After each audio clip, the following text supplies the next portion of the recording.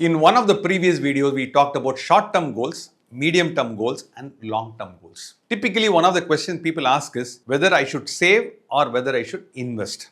Now, let's correlate these two things. For short-term goals, we always request you to do savings. We don't ask you to do invest. Because the moment you start invest, what will happen is there is a probability of your value of investments can go down in the short term. For example, let's say I'm buying an apartment. If I want to buy an apartment, I want to hold it only for 2 years and 3 years, the probability of you losing capital is very high.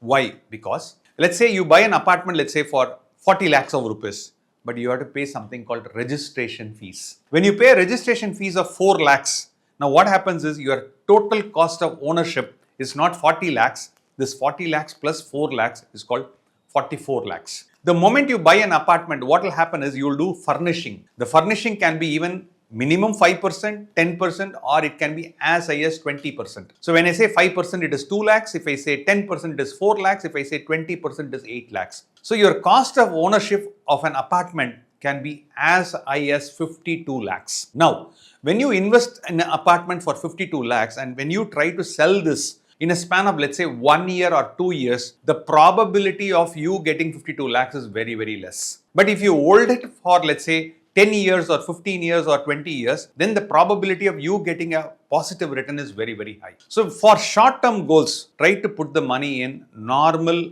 fixed deposits or in liquid mutual funds. Don't go beyond that. At the same time, if it's a long-term goal, when I say a long-term goal, it could be more than 5 years or it could be more than 7 years or it could be more than 10 years. If you're going to invest for a long-term goal, never do saving. Why you should not do saving is that is money loses its value. Yes, let me repeat.